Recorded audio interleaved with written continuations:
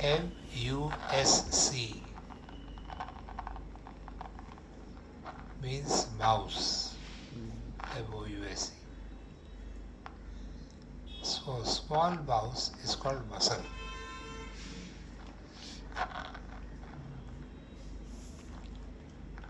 When the bodybuilders used to flex their arms to show their body, the middle of the arm would bulge out, but the lower part of the arm would be narrow. So it appeared like he was hiding a mouse with a tail towards the elbow. Later it was found that only the middle of the arm shows a muscular belly. The lower part of the arm is a tendon, the extension of the muscle, which is not contractile. Remember, the volume of the muscle remains constant. So when a muscle shortens its length, it will thicken. Tendons neither shorten, therefore do not thicken. Okay? So there the word muscle has come. What do you think a muscle is meant for? Locomotive movements. Locomotion is just one of them. What about digestion, absorption? That's also done by muscles. Sphincteric action, opening, closing the mouth.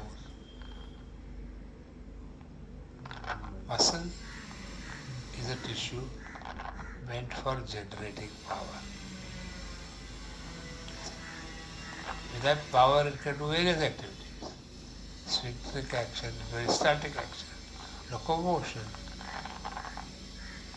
grips, facial expression. All those things are done by one single job. The power to, the ability to generate power. Remember, as we said the other day, try to lift up this table. You are able to do that. That does not mean your muscle is not contracting. It is generating power, but not enough to lift the table. Now, if 6 of us decide to lift the table, we'll be able to do that. Because powers of each person is added to each other. So generating power is the job of muscle. Whether it shortens or does not shorten will depend on the external force which is acting. If no external force is acting, the muscle will shorten. Or if less external force is acting, the muscle will shorten. Suppose a bodybuilder lifts up the heavy object up and then he hands it over to you. You try to hold it with both hands, but it's too heavy. The thing will gravitate down and reach. It is not that your muscle has not generated power. It has generated the power which was not sufficient enough to lift that weight.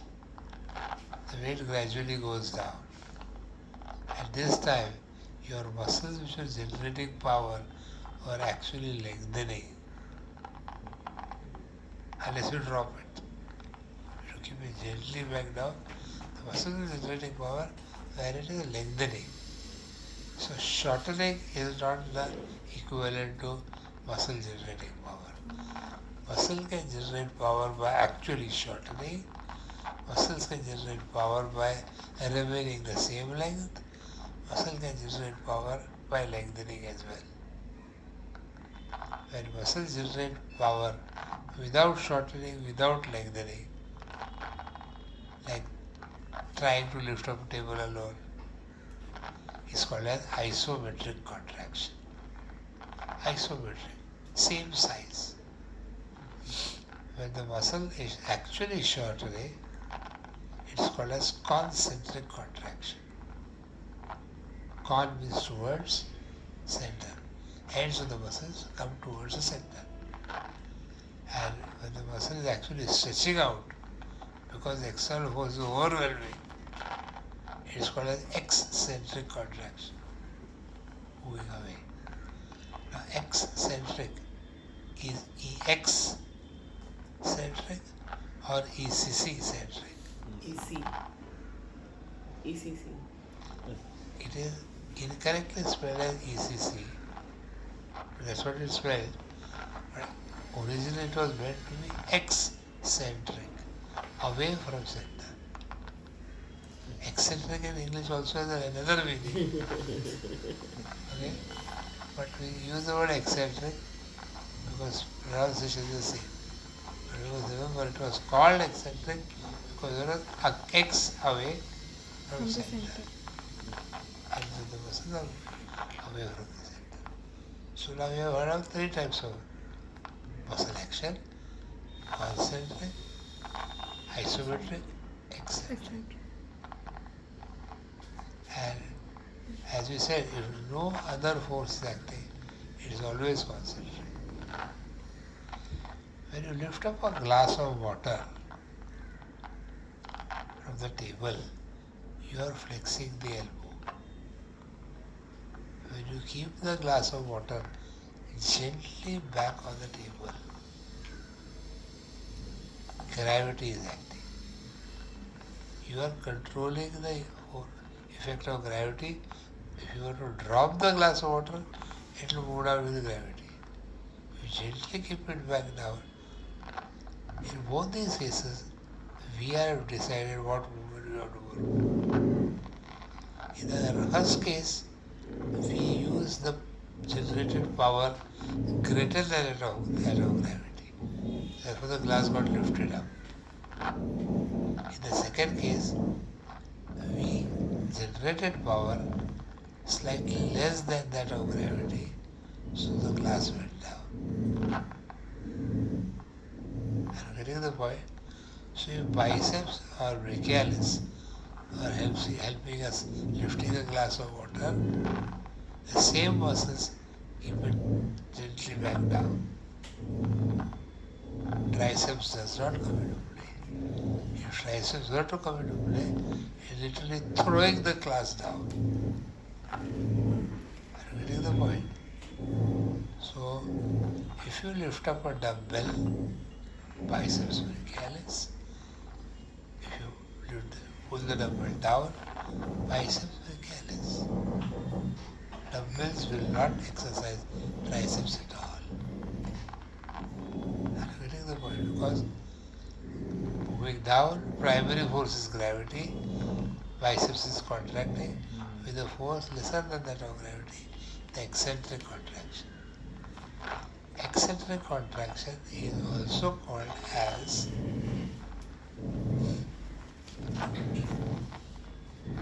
paradoxical contraction or action of paradox.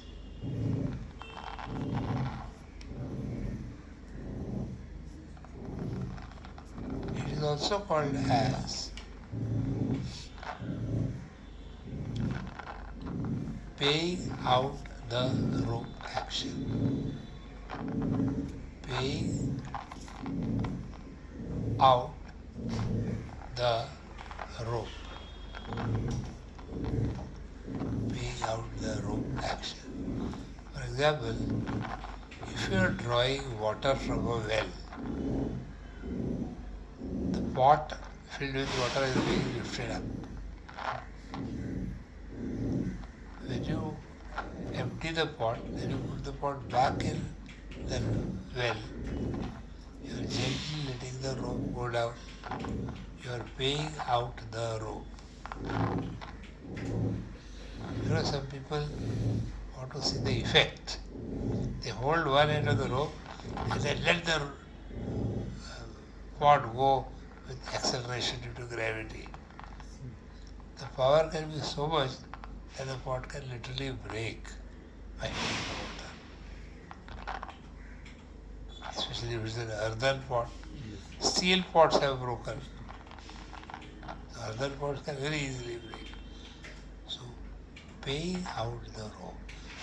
So gently let the rope go so that the pot touches the water gently. Okay. Paying out the rope action. Right.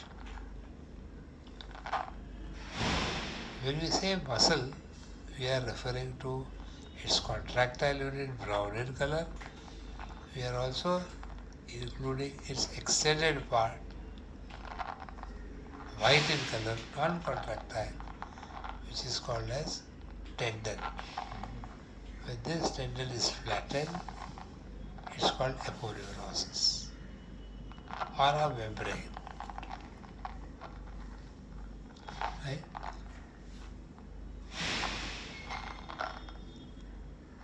Why are muscles brown in color? Because they contain a pigment called as myoglobin. This is blood is appearing red in color because of hemoglobin. Muscle is containing myoglobin, brown in color. More the myoglobin, redder will be the muscle. Less the myoglobin, whiter will be the muscle. So based on that, skeletal muscles are classified into red and white muscle.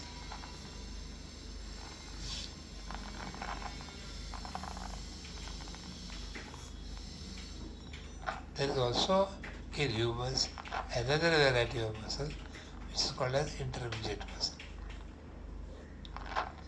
In red muscle, more myoglobin, therefore more oxidative metabolism, more ATP generation.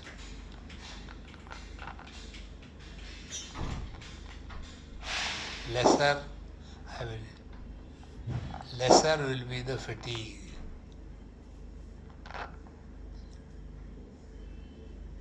Red muscle, more myoglobin, more oxidative metabolism, more ATP production, lesser will be the fatigue. Classical example are postural muscles of the back, which helps us in retain in the erect posture for almost 16 hours a day. Of course, later goes fatigue, so you have to lie down and they regain their energy.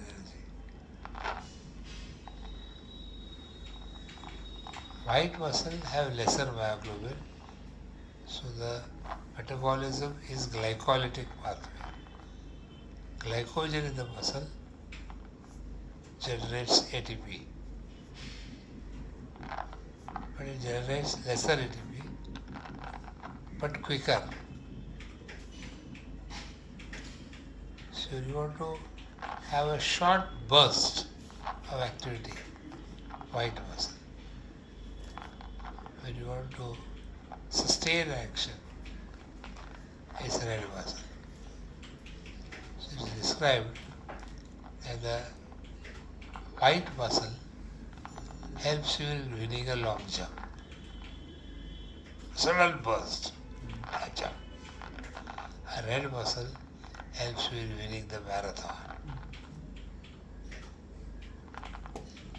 The red muscle can be considered as the first gear of a car to initiate the movement, which requires greater power.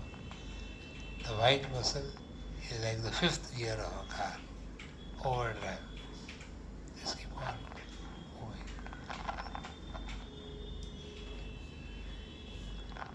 So, many of the limb muscles are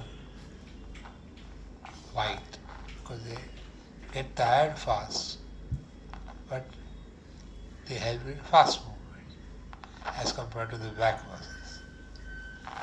But limbs also have got an equal amount of red also, because that red helps in sustaining the activity, especially lower limb. In the calf, there are two muscles, gastrocnemius and soleus. Soleus is red, gastrocnemius is white. Gastrocnemius is for long jump, soleus is for marathon. In oxidative metabolism, 36 ATPs are generated by one glucose molecule. one glucose molecule generates 36 ATPs. In glycolytic pathway, one glucose molecule produces 2 ATPs.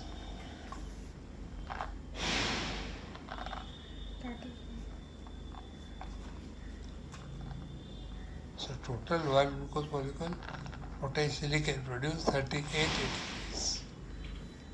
First it will go into glycolysis, 2 ATPs.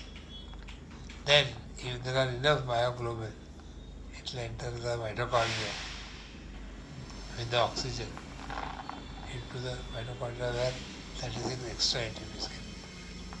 It's called as oxidative metabolism.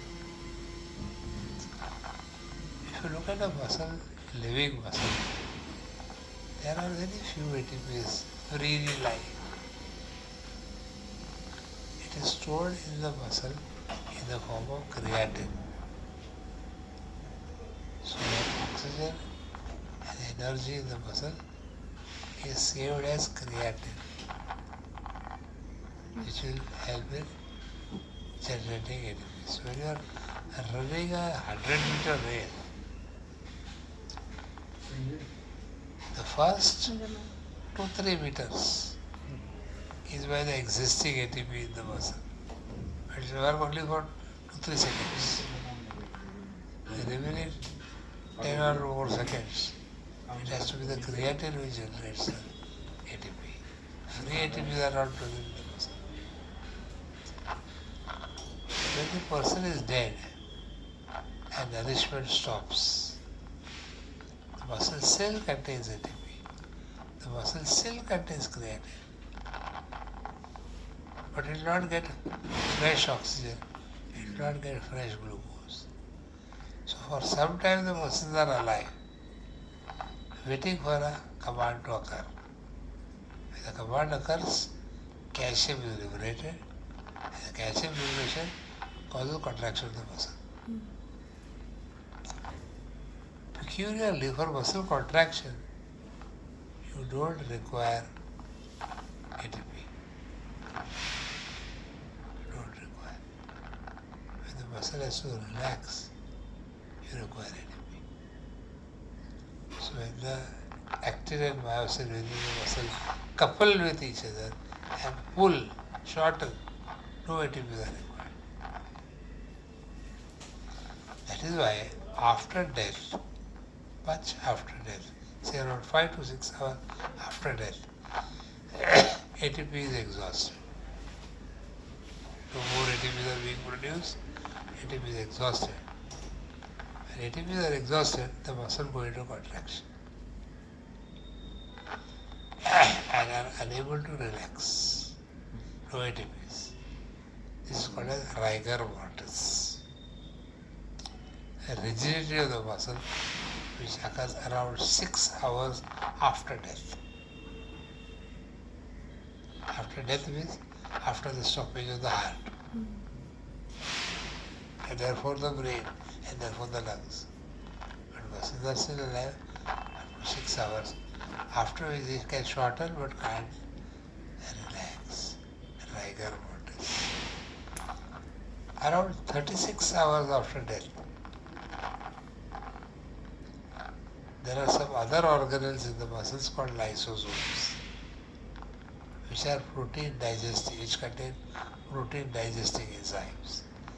These protein digesting enzymes will dissolve the actin and myosin. They are what is called as suicidal bags in the cell, which destroy all the organelles. When actin and myosin are not there, get dissolved, the muscle will relax. So, up to 6 hours after that, muscles are potential of movement, but can't move because the nerve supply is not there. Then it goes into spontaneous contraction, rigor mortis, which sustains up to 36 hours, after which actin myosin themselves are not there because the lysosomes eating of the muscle. Autolysis of the cell. In interesting question is quadriceps femoris, the muscle in the front of the thigh, which is meant for extension of the knee. The earlier muscle which we discussed, gastrocnemius soleus, or for flexion, lateral flexion of the ankle, which is also required for running. Then there are two separate muscles, one predominantly white, other predominantly red. Quadriceps is the sole muscle which helps in extending the knee joint. Sometimes you have to walk for a long distance. Sometimes you have to run for a short distance. Both the jobs have to be done by quadriceps only. The ratio, the quadriceps therefore contains both white and red muscle fibers. The ratio is 40 to 60, which is what? 40 white, 60 red, or 40 red, 60 white. It can be in either side. It can be 40 red, 60 white, or it can be 40 white, 60 red. Different people have different amount of proportion of white and red muscles, and that is genetically determined. To the extreme, this is similar to NMC has decided passing criteria should not be 50%, 40%. If you what you have to aggregate get 50%. If you get 40 in theory, you must get 60% in practice. You have passed. Or 60 in theory, 40 in practical, you have passed. But you get minimum 40. Quadriceps is something like that, 40 to 60 ratio between red and white in either direction. You can also have 41, 59 or 50-50. The extremes which have been found out, there are some individuals who is as less as 30% white and 70% red. These are seen in Olympic marathoners. To run an Olympic marathon, you require more red muscle. And quadriceps, more red. Olympic marathon. Reverse also seen. 70% white, only 30% red. These are Olympic long jumpers. So one Olympic long jumper decided to marry an Olympic marathoner. They produced a child who was good for nothing. But it's genetically determined. Both gave 50% genes. He became 50-50. He was neither good at long jump nor good at running. So this is one way of classifying skeletal muscles, red and white. We are not focusing on the smooth muscles of intestine or the cardiac muscle. The skeletal muscles, when you feel them, they are rougher as compared to the intestinal muscle. So the intestinal muscles are called as smooth muscles. Under a microscope, the skeletal muscles show alternate dark and light band.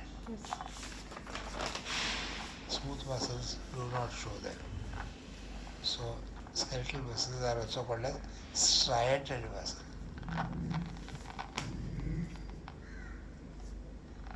Visceral muscles are called as splayed muscles.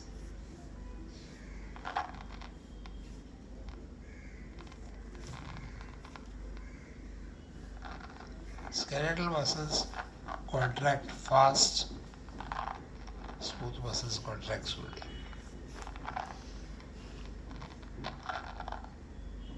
Skeletal muscles get fatigued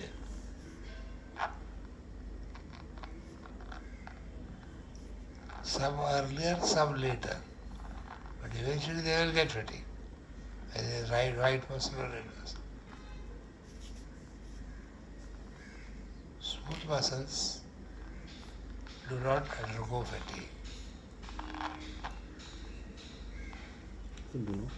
Undergo fatigue.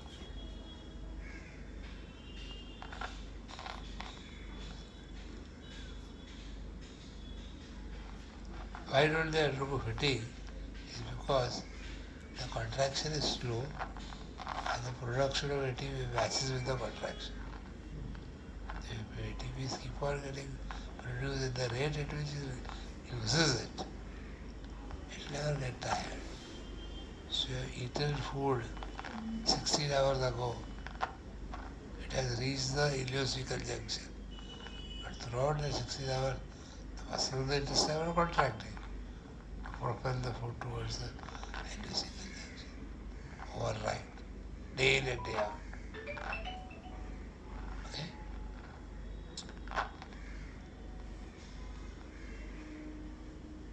So, main difference between striated and smooth is that striated allows faster movements.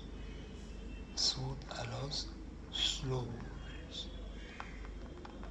Now you want heart.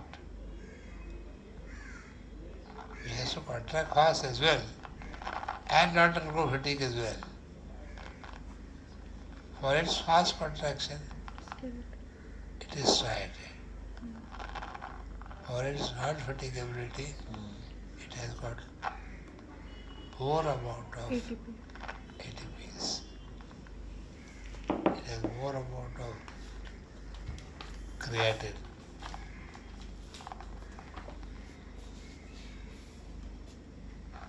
And it uses oxidative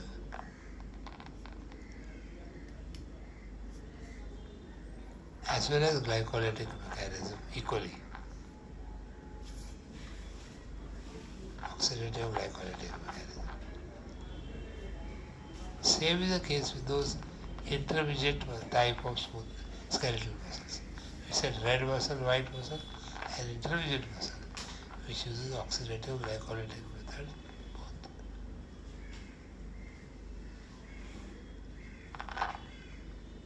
both. What about respiratory muscles? These also have to keep on contracting day in and day out, etc. Whenever muscles have to act continuously and yet not undergo fatigue, what they use, they recruit different muscle fibers within the same muscle to do the action. So not the entire muscle will contract as one unit. Bits and pieces of muscles contract separately. But remember, one axon of a nerve supplies a few muscle fibers. It can be as less as 2. It can be as much as 200. One axon of a nerve can supply the 2 muscles, the 200 muscles, or anything in between. When one axon gets activated, all the muscles which are connected to that axon will contract. This is called as motor unit. Motor unit is one axon with all the muscles that it supplies will act as all or nothing phenomenon. Either all will contract or none. But then there are so many motor units which make up a muscle. There are so many motor units which make up a single muscle. So you can have different motor units getting activated for the muscle to act part by part so that other muscle can rest. That's how the muscle can sustain for a long time.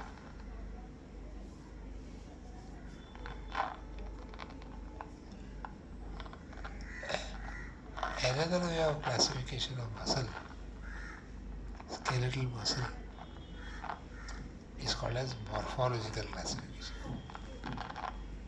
The earlier classification, red, white intermediate, or based on chemistry.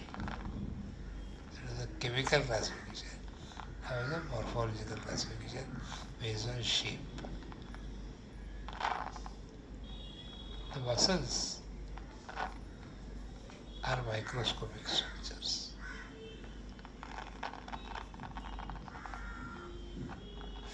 So individually you can't see the fibers with the naked eye.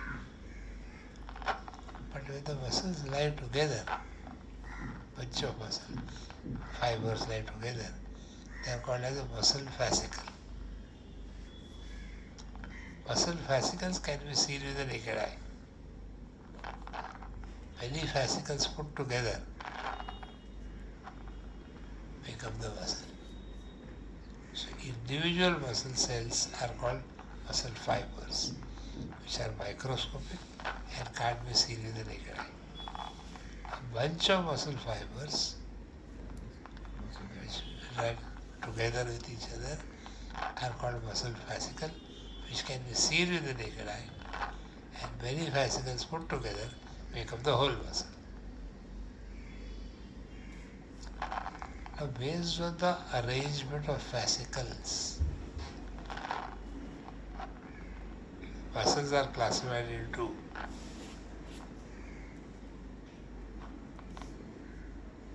parallel or pinnate. Parallel is one, pinnate, P-E-N-N-A-T-E, pinnate.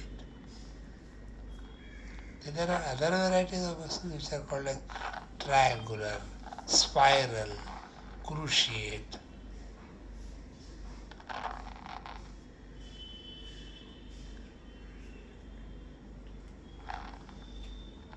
Spindle shaped. What do you say? Spiral, triangular, triangular, circular, spiral, Cruciate. cruciate, Spindle shape. fusiform, spindle shape, that's fusiform. If you look at the fascicles in the fusiform muscles, they are almost parallel to each other, with the middle part being thicker and being narrower. So effectively fusiform is another variety of parallel. If you look at triangular muscles, they are broad at one end, narrow at the other. If you look at adjacent fasciculi, they are almost parallel to each other. So they are also a variety of parallel muscles. Spiral muscles, if you look at the adjacent fasciculi, they are parallel to each other. Only that the muscle is twisted. In cruciate muscles, there are two sets of parallel fasciculi in two different directions. So they form crosses in the form of the letter X. They form cruciate. So there are two sets of parallel fasciculi in two different directions.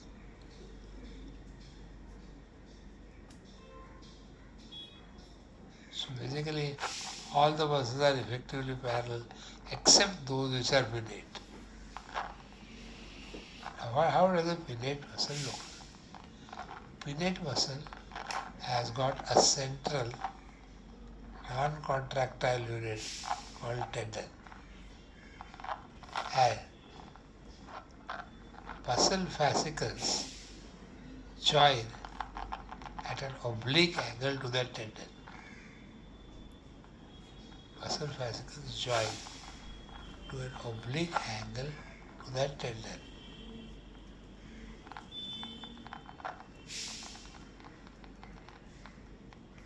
Now from which direction will they come?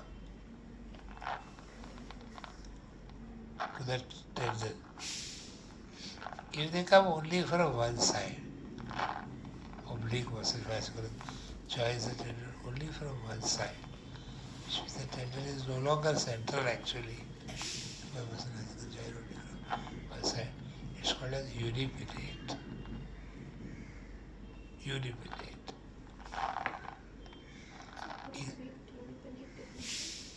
The central tendon becomes actually eccentric and oblique muscle fasciculi join from one side. Unipinnate. A typical example of unipinnate muscle is one of the muscle in the fora, flexor carpi, flexor pollicis longus. Flexor pollicis longus is a muscle which is going to the thumb, pollex, in the fora. It receives muscle fasciculi only from its lateral side. Immediately medial to that muscle is a median nerve. So when you make a small window operation just before the wrist, you will see multiple white structures. Most of them are tendons, but one of them can be median nerve. You don't know. Median nerve is white, tendon is white. How will you identify one from the other? It is described that nerves are dull white, off-white, and tendons are bright white. But that off-white and bright white will depend on the external light, shadows, blood, so many things to obscure the thing. So to clearly identify median nerve, you search for a tendon which receives oblique fasciculi from its lateral side. Flexor pollicis longus receives oblique fasciculi all the way up to the wrist. The structure immediately medial to that is a median nerve. So you first identify flexor pollicis longus. Is it clear? That's why only this muscle. There are other muscles also which are unipinnate, but this is the most celebrated muscle. Muscle fibers, oblique fasciculi, can join the central tendon from both the sides. When oblique muscle fasciculi join the central tendon from both the sides, it is called as bipinnate muscle. Remember, P-E-N-N-A, pinna, means a leaf, L-E-A-F, leaf. So if you look at a classical leaf, it has got a central reed and fibers varying from both sides. So a classical leaf is actually bipinnate. Unipinnate is actually half a leaf. So the correct name should not have been unipinnate bipinnate. It should have been called as semi-pinnate and pinnate. Okay? The classical leaf is bipinnate. And unipinnate is actually half a leaf, cutting the leaf longitudinally in the center. But we call it as unipinnate one side, bipinnate both sides. The typical example of bipinnate muscle is rectus femoris, a muscle of the thigh.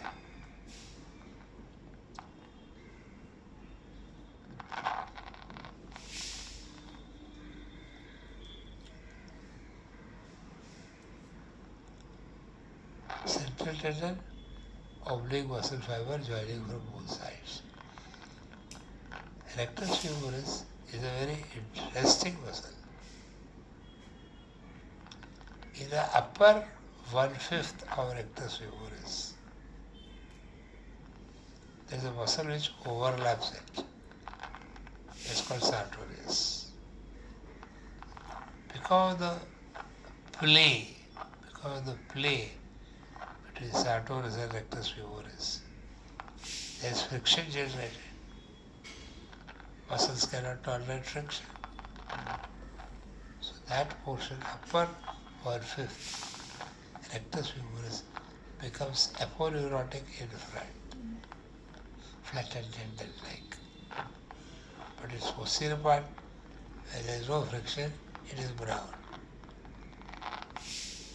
The lower 4/5 of rectus femoris, sartorius is no longer there in front, but behind the rectus femoris lies vastus intermedius muscle. And because of the friction between them, muscles cannot tolerate friction. The posterior part of the rectus femoris has become aponeurotic. So here you have a muscle. Upper part, front is aponeurotic, lower is muscular, back part, upper is muscular, lower is aponeurotic. Interesting. Have you ever noticed this phenomenon? That's why when you are dissecting, you should have that typical thing. आगे से देखा, पीछे से देखा, दाएं से देखा, बाएं से देखा, ऊपर से देखा और नीचे भी है. If the muscle oblique fasciculi come from all directions, it is called as circumambulate. The oblique fasciculi reaches the central tendon from all directions, it is called as circumambulate.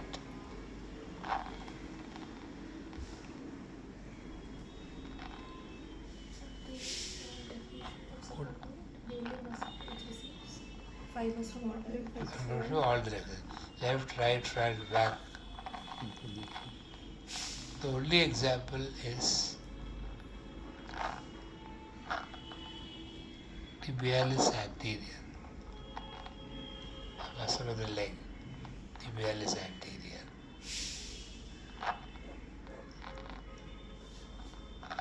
If muscle fibers of bipinnate lie next to each other, multiple bipinnate fibers lie next to each other in a single muscle, the muscle is described as multipinnate.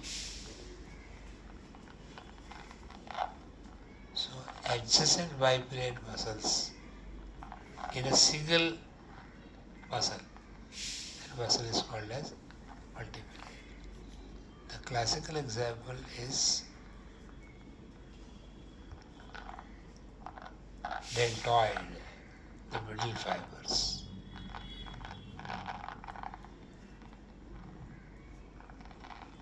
Remember, the anterior fibers of deltoid are parallel, posterior fibers of deltoid are parallel, but the middle fibers are multipinnate. So for abduction, you require power, multipinnate.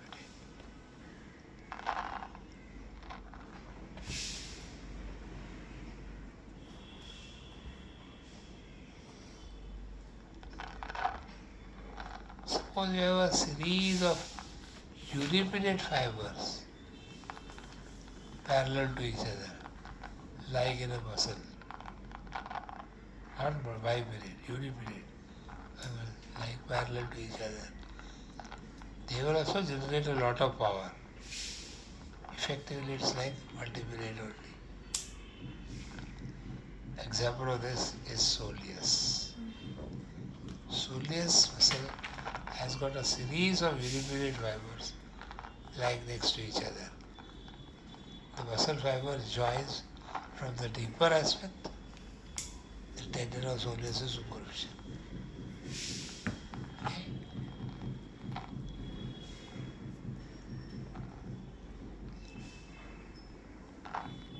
So, sir, it will be under multipinnate only. Yes, because series of unipinnate. Tendon is eccentric, but all unipinnate fibers lie parallel to each other. Deeper to superficial runs the fascicula. Arising from the bone, getting attached to the superficial tendon. Pinnate muscle, in general, are far more powerful than parallel muscle.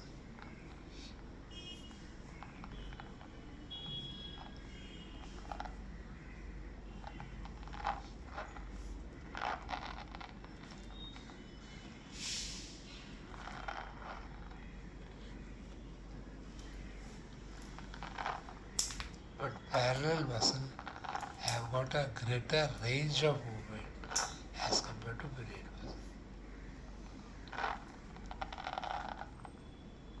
Parallel muscles have a greater range than pinnate muscles.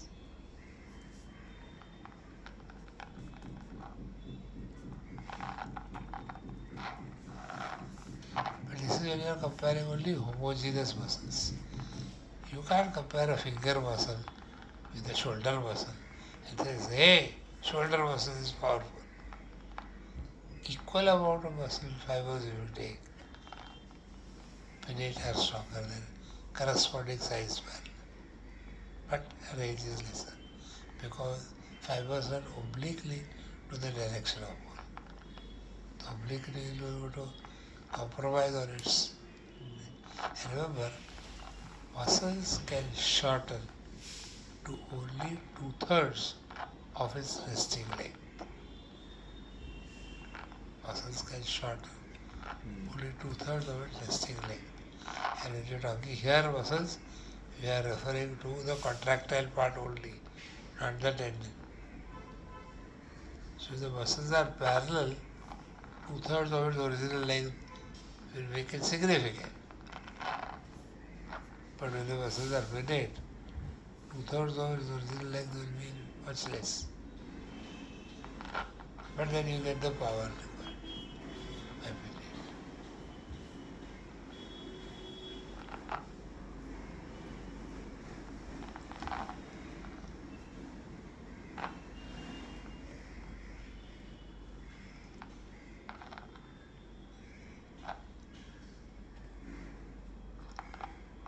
We discussed the other day that when muscles pull, they pull on bone, which acts as incompressible structures under which the muscles are giving a shearing force. Based on the direction of pull and the joint fulcrum around which the movement takes place, you have got 3 classes of levers based on where the bone is being pulled, where is the fulcrum of the joint, and where is the weight. In a fulcrum you have got 3 components. In a lever you have got 3 components. The fulcrum, the power arm, and the load arm. Based on that you have got 3 types of lever.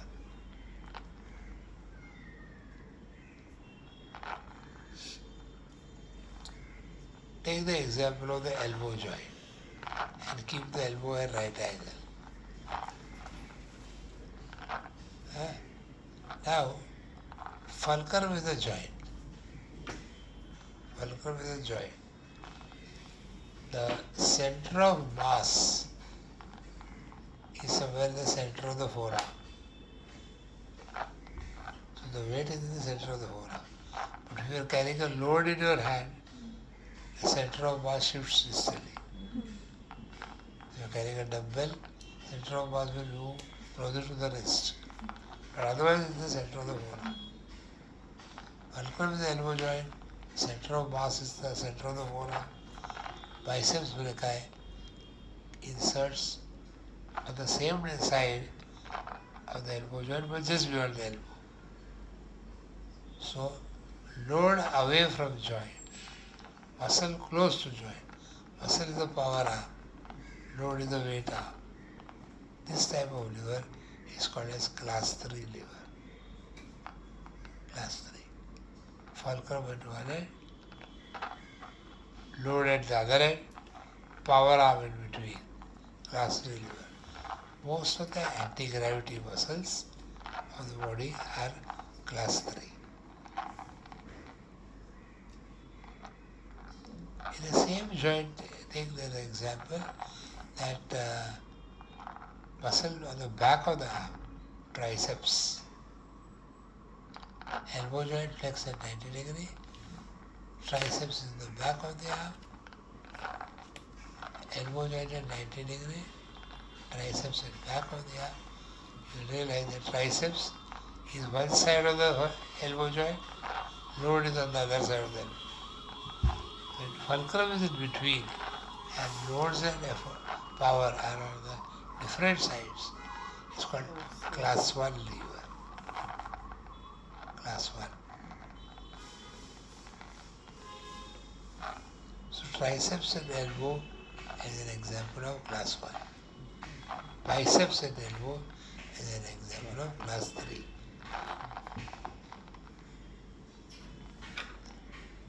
I'll take the third example, again elbow at 90 degrees.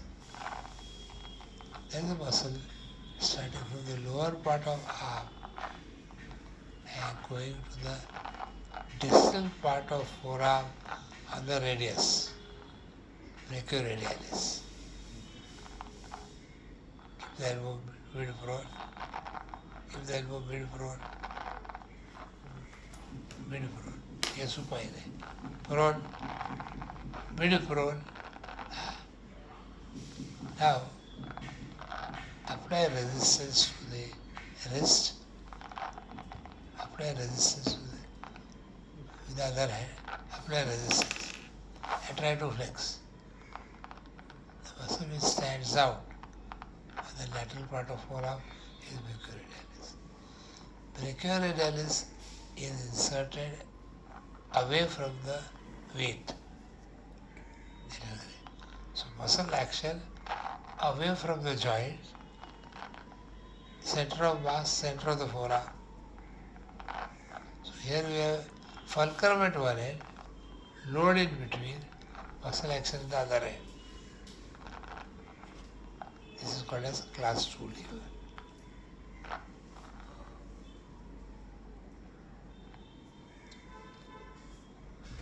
We said that class 3 lever is most of the anti-gravity muscles.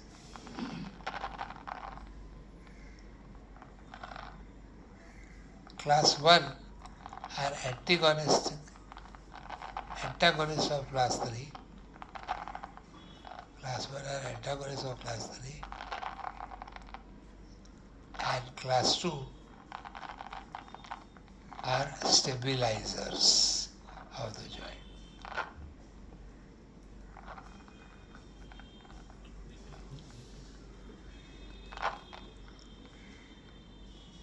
Okay?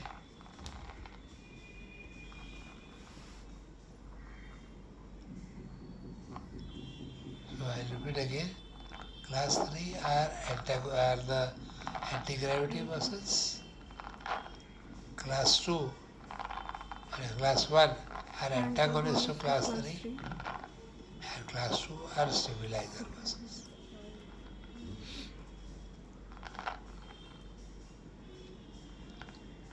Therefore, most of the movements are produced by class 3 muscles, the anti-gravity muscles.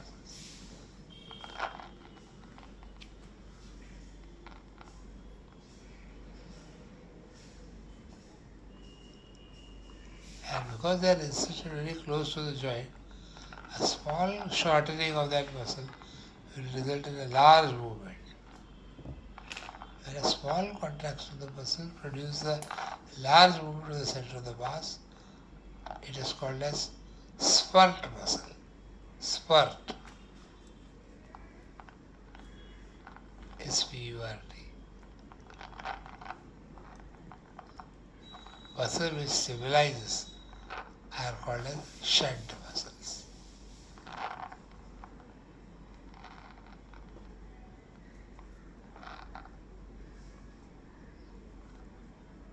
So shunt muscles and spurt muscles are two varieties. And because the body is in three dimensions, a muscle which is neither spurt nor shunt, it is meant for rotation. So it is called as spin muscle. Spin.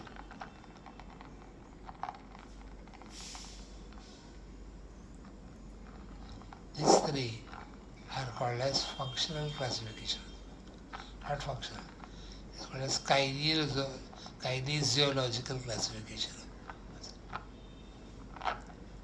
Spurt, meant for movement, shunt meant for stability, and spin meant for rotation.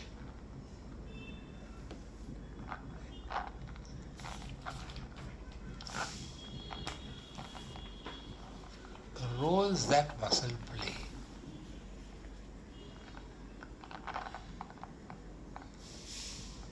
Is also called as functional classification of muscles. So we had a chemical classification first, then we did morphological classification, then we did kinesiological classification, now functional classification. Roles that muscle play. When I use a sentence,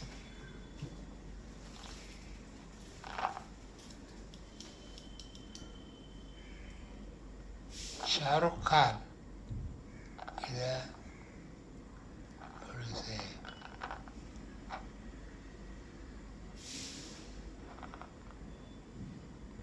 villain or a hero? Hero. In some of the earlier movies, He was the he's villain. acting like a villain. In some of the other movies, acting like a hero. So, these are the different roles which actors play. It does not make him a villain or a hero. It is a role that he is playing in that particular movie, depending on the script that he chooses.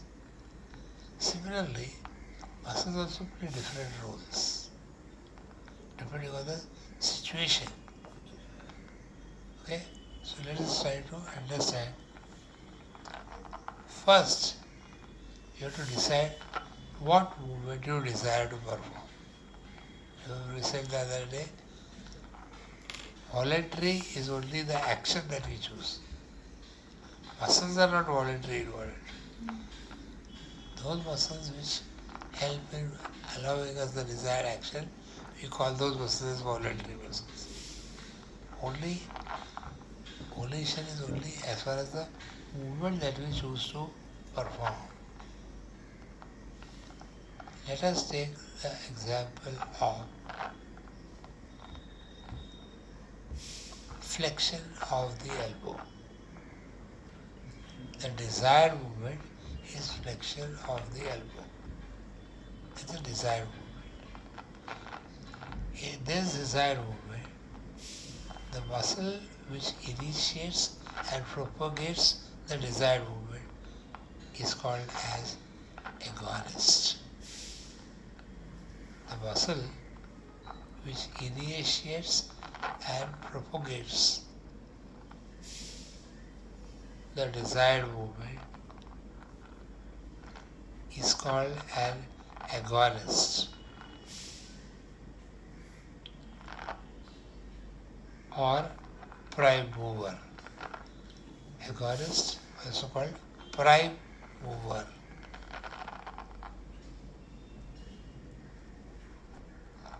Remember, in this sentence there is a word called desired movement. So first you have to decide which movement you want to which you are desiring. Then only you can decide who is the agonist. So flexion of the elbow, the prime mover is biceps and brachialis. If the desired movement is extension of the elbow after flexion, the desired movement is extension, the prime mover is triceps. Okay? So the prime mover is triceps. So every time you desire different movement, different muscle becomes prime mover. Second, a muscle which opposes the prime mover is called an antagonist. The muscle which opposes the prime mover is called as antagonist.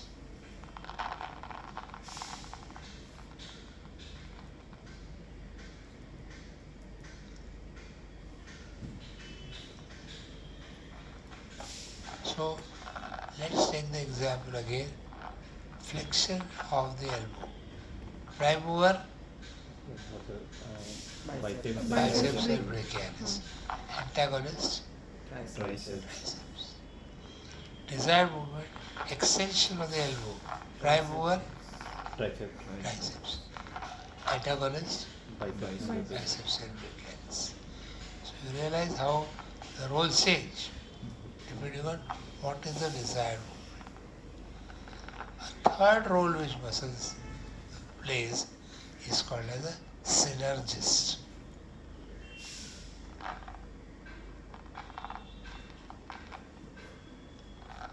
Syn means together, erg means to work.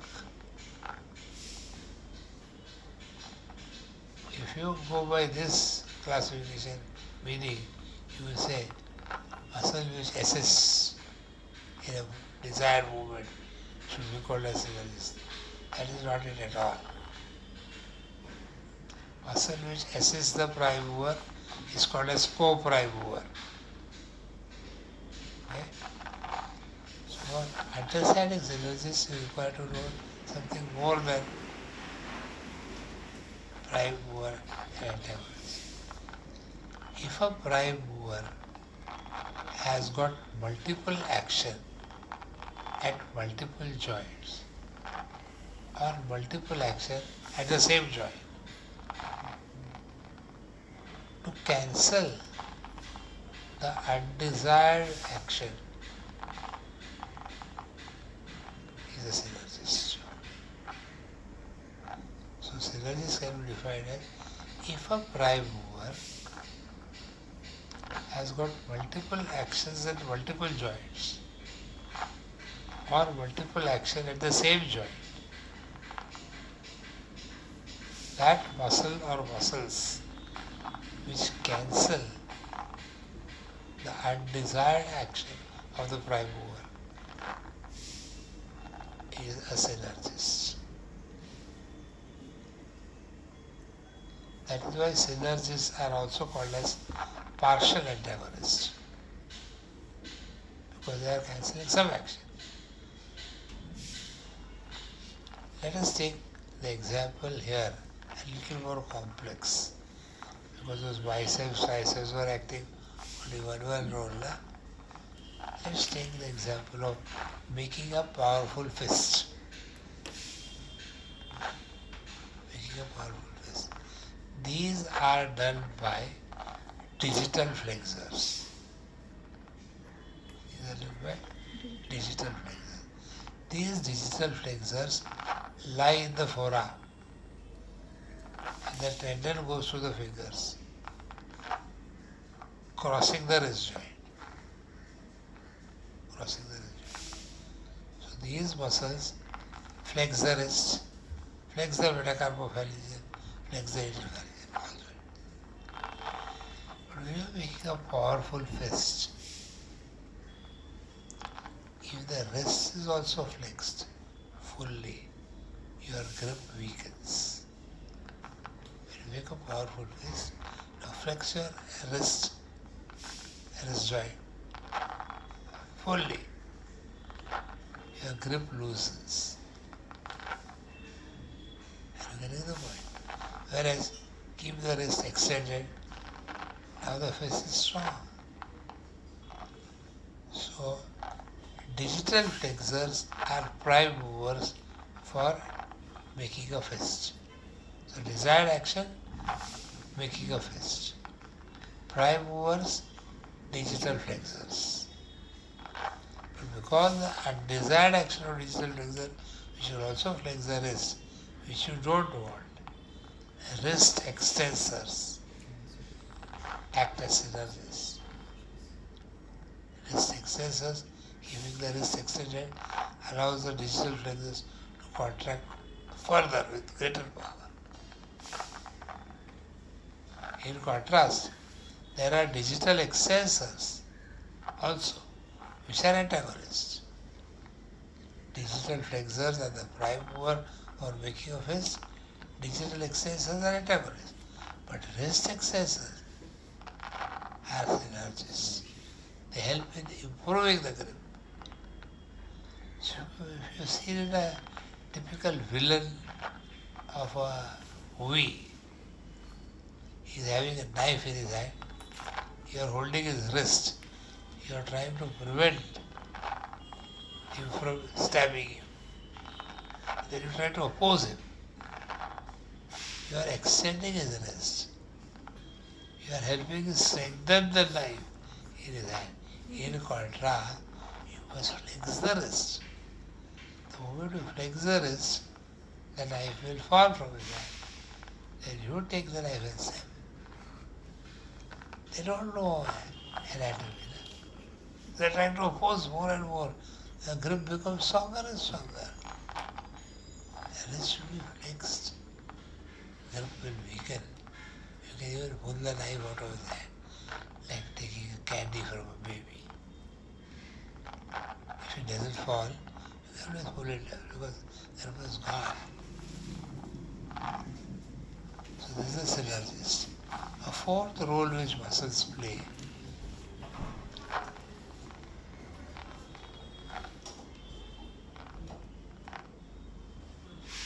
Another example, before we go to the fourth role. Biceps brachii has two actions. Flexion of elbow, supination of radial joint. Flexion of elbow, supination of radial joint. These are the two roles of biceps brachii. In contrast, brachialis is a pure flexor of the elbow only. So brachialis cannot have a synergist. When a prime mover has only one axle and one joint, it cannot have a synergist. Because biceps brachii has two roles. Flexion at elbow and supination at radial joint. If your desired movement is only supination and not flexion, then flexion of the elbow has to be cancelled. And who will cancel? Triceps. Triceps cancels the flexion of biceps. Net result, biceps will only supinate. Because flexion is opposed. In this role, triceps becomes the synergist to biceps. It's not an antagonist. It's synergistic contract. So you want to tighten a screw with a screwdriver. You are supinating. This power generated by supinator is of biceps. But the biceps are also to flex. The screwdriver will move out of the screw, which you don't want. So by tightening a screw, desired movement is supination. Prime mover is biceps. Cancelling the unwanted movement of the supination is triceps. And pronator muscles are antagonists. Okay? I repeat again. Desired movement is tightening a screw. Anatomical movement is supination. Power generated by biceps, prime mover. Triceps opposes the flexion, cancels the flexion, synergist. Pronator muscles oppose supination, antagonists. Are they clear? This is synergist example. So don't say triceps is antagonist to biceps. First define the desired movement. If the desired movement was flexion, triceps is an antagonist. If the desired movement is supination, triceps is a synergist. Okay? Synergist role comes only if biceps, if the prime mover crosses more than one joint and has got more than one action and more than one joint or the same joint also. Okay? The fourth role which muscles play is fixator.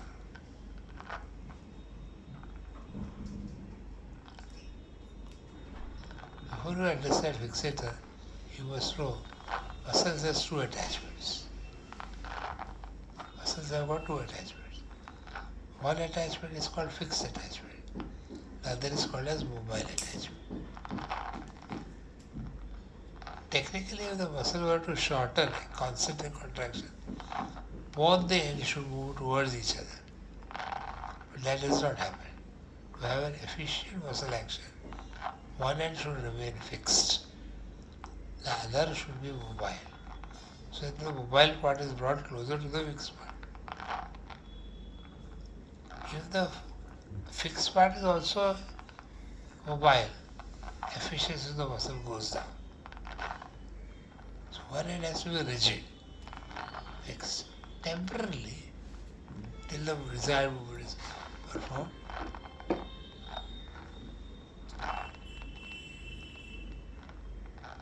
So those muscles which hold the fixed attachment is called as origin. So muscles which hold the origin of the prime mover.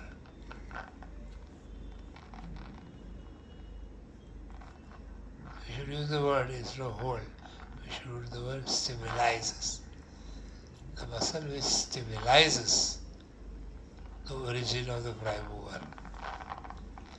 And to stabilize it, it can't be one muscle. It has to be a group of muscles. Fixators are always group of muscles which stabilizes the origin of prime mover. They are called as fixators. Fixator improves the efficiency of prime mover. Since we know that bicep starts from scapula, scapular fixators, scapular muscles which fix the scapula in position are fixators for flexion of the elbow. Another example is you are lying supine on the bed and you try to raise your head from the bed. When you try to raise your head from the bed, the prime mover is sternocleidomastoid, the muscle which is diagonally running in front of your neck, sternocleidomastoid. So head raising from supine position is sternocleidomastoid, which starts from sternum and clavicle. But if the sternum and clavicle are not fixed, efficiency is gone. The sternum and clavicle are kept fixed by muscles of the abdomen, which hold the ribs in position. Automatically the sternum is held in position, so the head can be raised. Improving the action of sternocleidomastoid, abdominal muscles act as fixators. You will say head raising किधर है, abdomen किधर है. Next time when you try to do head raising from supine position, keep a palm on your abdomen. You will find the abdomen is also tightened. Even if you just want to raise the head, I'm not even talking about trying to raise the shoulder. Shoulder तो फिर भी trunk has come into play. Just raising the head, abdomen is tightened because they are acting as fixators or sternocleidomastoid. Next example of fixator, arm wrestling. You heard of arm wrestling? Panja? Yes, sir.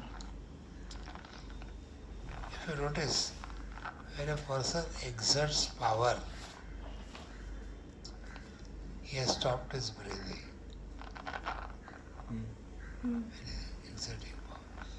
The prime mover of arm wrestling is pectoralis major, the muscle of the front of the chest, not the biceps.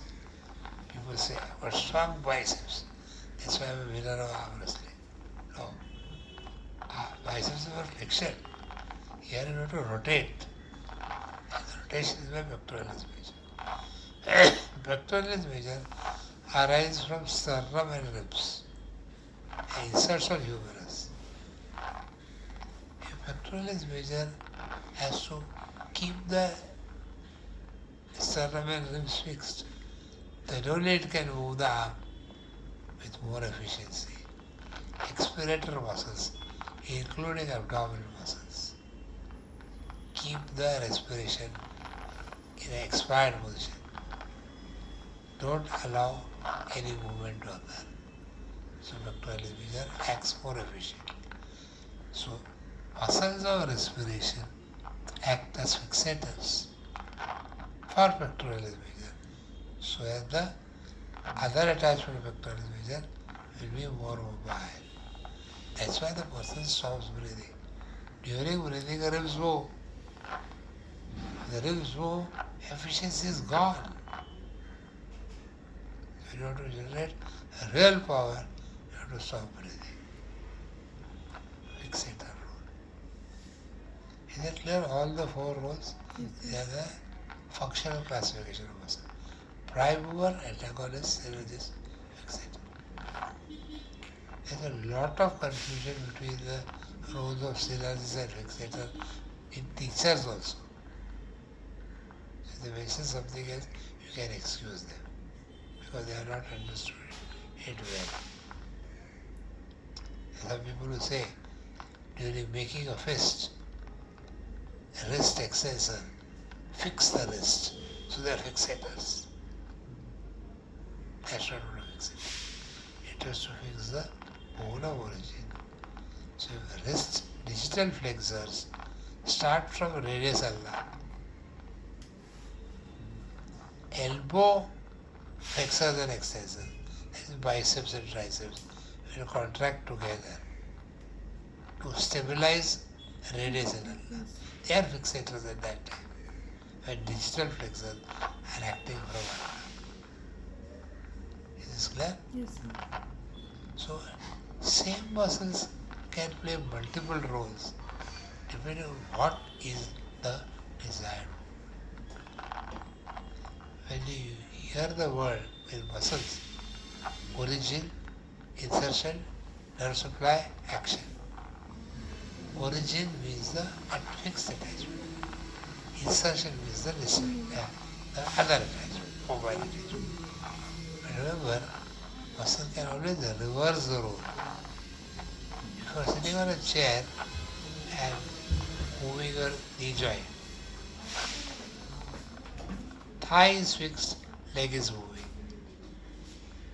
If you stand on the floor and squat down, Knee is fixed. your knee is moving, but the leg is fixed, Ankle. thigh is moving. Yes. So the muscle which is going from thigh to leg, if your foot is off the ground, the leg is the insertion, thigh is the origin. If the foot is on the ground, leg is the origin, thigh is the insertion. So reversal of origin insertion always takes place. Generally, as a tradition, we call proximal attachment as origin, distal attachment as insertion, fully knowing that reversal is possible. When you are doing pull-ups, your hand is fixed, forearm is relatively fixed, arm and trunk are moving, so proximal part is moving, distal is fixed. Reversal, origin insertion. So origin insertion can be reversed. Nerve supply means skeletal muscles are paralyzed when the nerve is damaged. They can't contract at all. You say, what happens? Can't the muscle act by itself? It cannot. So effectively, nerve damage is a result of paralysis of muscle. Muscle per se does not get damaged that often. And whole muscle damage is less likely. Nerve supply damage most likely. So nervous flow is important. Without it, the muscle cannot move at all. Desired function, forget it. The desired function impulses go through the nerves. Action, when we say of a muscle, we are talking about the prime mover action. Okay? So if we say abdominal muscle action, head raising, you are talking about fixator action. It is acting, but it's not a prime mover action. Prime mover action is both leg raising. Both leg raising is a prime mover action. Are you getting the point? So you don't use the other rules for action of a muscle. Action of muscle is always prime mover action. So don't say triceps, hence bicep during tightening a screw, supination. That's a synergistic action. Antagonist, you can add two other words with it. Antagonists are graduators and antagonists are restorers. If you look at the calf, after you have plantar flexed by the powerful gastrocnemius and soleus, once the muscles are contracted, it can't contract further. If you go to plantar flex again, you have to first dorsiflex. Then only you can plantar flex again. So dorsiflexors are the antagonists for the pedaling movement. Dorsiflexors are antagonists. They can also be called as restorers because they are restoring the action back. Dorsiflexors, the antagonists also graduate at what speed should the movement occur. So if you are asked to lift a glass of water, you can simply lift a glass of water. But if you are asked to lift a glass of water only 1 centimeter per minute, the triceps also comes into play because it's acting as a graduator. Okay? The gear is lifting the glass of water. But if it were lifted alone, without the antagonist, it would have moved quite quickly. What would do it? Real slow. The antagonist acts as graduators. So antagonists are also called as restorers. They are also called as graduators. They don't necessarily oppose. Here they were required. Otherwise the movement would have been too quick. You don't think of antagonist as a villain. You can think it of as a villain who in the end regrets what he has done and becomes a hero. Okay? The role of muscles. So we stop here.